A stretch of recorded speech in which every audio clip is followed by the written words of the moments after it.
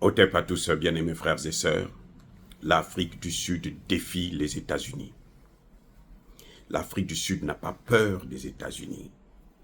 L'Afrique du Sud respecte les États-Unis, coopère avec les États-Unis, mais quand les États-Unis veulent marcher sur l'Afrique du Sud ne supporte plus ça. Eh oui, lorsqu'il y avait l'apartheid, on n'a pas vu les États-Unis soutenir le peuple noir d'Afrique du Sud. Au contraire, ils soutenaient les Blancs pour continuer à maintenir cet apartheid. On le voit au Moyen-Orient, la politique que les Américains sont en train de mener. Ils ne soutiennent jamais ceux qui sont les souffrants parce que eux, ils sont toujours avec ceux qui maltraitent les autres. Donc l'Afrique du Sud réaffirme sa position. Aux yeux et au su de tout le monde. L'Afrique du Sud a déjà envoyé depuis hier plus de 1000 soldats à Lubumbashi pour aller renforcer les 2000 qui sont déjà à Goma. Sans compter le matériel, dernier cri, le matériel de pointe. Qui ne vous dit pas que les avions qui ont fait le travail, le boulot, la dernière fois, c'est l'Afrique du Sud, c'est les BRICS, la Chine, la Russie. Qui ne dit pas? Ces avions qui arrivent à contourner les GPS, le brouillage des GPS, ça ne les dérange pas, ça ne les touche pas. Ça ne les empêche pas de mener leur mission. Ce message est un message clair que l'Afrique du Sud est en train de donner au monde entier. Que l'Afrique ne sera plus esclavage de qui que ce soit. Que l'Afrique ne sera plus la colonie de qui que ce soit. Que le continent africain est en train de reprendre sa liberté. Nous sommes en phase de la vraie décolonisation. Que ceux qui n'ont pas encore compris ça, qu'ils le comprennent. Parce que s'ils ne peuvent pas le comprendre maintenant, ce sera trop tard pour eux.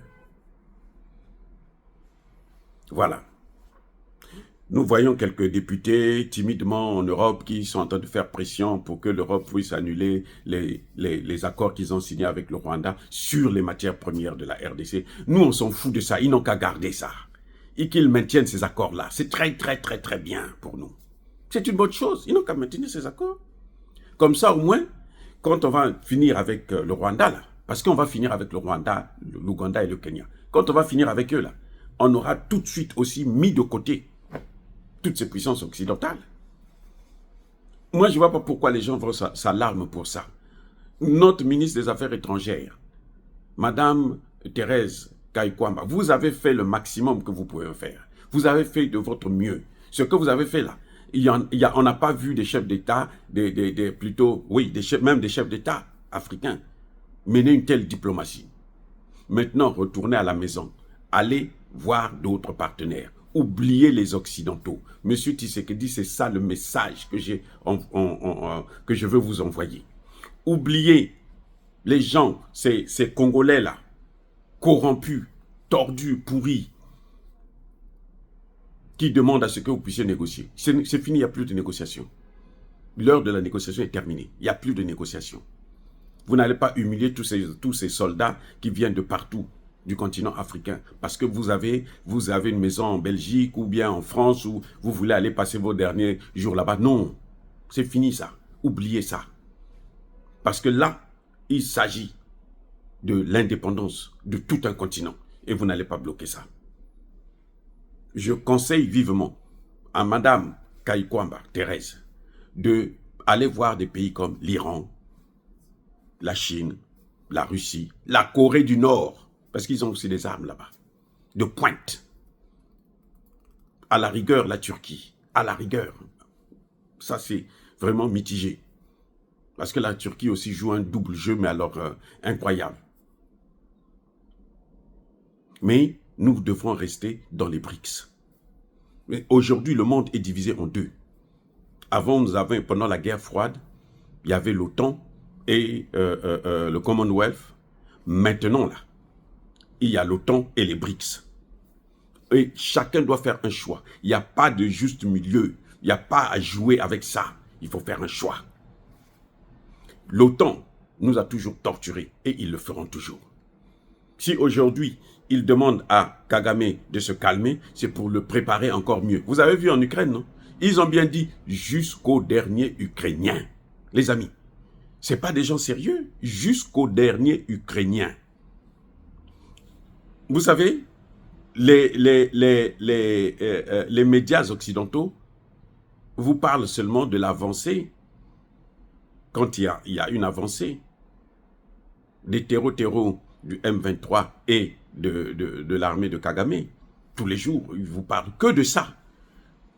Kagame a pris Goma, Kagame ceci, et puis il y a le mensonge. Vous savez quoi? Ils sont en train de tomber là, d'envoyer au repos éternel là, par milliers. Aujourd'hui, c'est-à-dire que même aujourd'hui là, on les envoie au repos éternel par milliers. Ils n'en parlent pas, parce que pour eux, c'est jusqu'au dernier Rwandais. Et ça, c'est pas notre problème. Le Rwanda assumera sa responsabilité dans l'histoire. Kagame assumera sa responsabilité dans l'histoire d'avoir massacré tout son peuple. Et jusque-là, les Congolais sont encore un peu gentils. Vous allez voir comment les Congolais vont agir bientôt. Quand on les arrête à Kinshasa, là, vous savez ce qu'on leur fait? Vous savez où est-ce qu'ils vont? Ça, c'est la responsabilité de Kagame. Ça, c'est la responsabilité de Kagame. Les amis, c'est pas n'importe quoi. Donc, le Congo ne doit pas nous décevoir. Le Congo n'a pas le droit de décevoir l'Afrique parce qu'on a des catholiques qui sont des prêtres, des évêques qui sont, alors, foncièrement corrompus. Aujourd'hui, on remarque que l'évêque Ambongo a parlé avec Corneille Nangaa pour que Corneille Nangaa puisse, comment dirais-je, pour le féliciter d'être rentré dans Goma. Non, ça ne doit pas se passer comme ça. Les amis, soyez bénis, abondamment bénis par le Dieu de Kémite et par nos ancêtres jésus. Vive l'Afrique éternelle.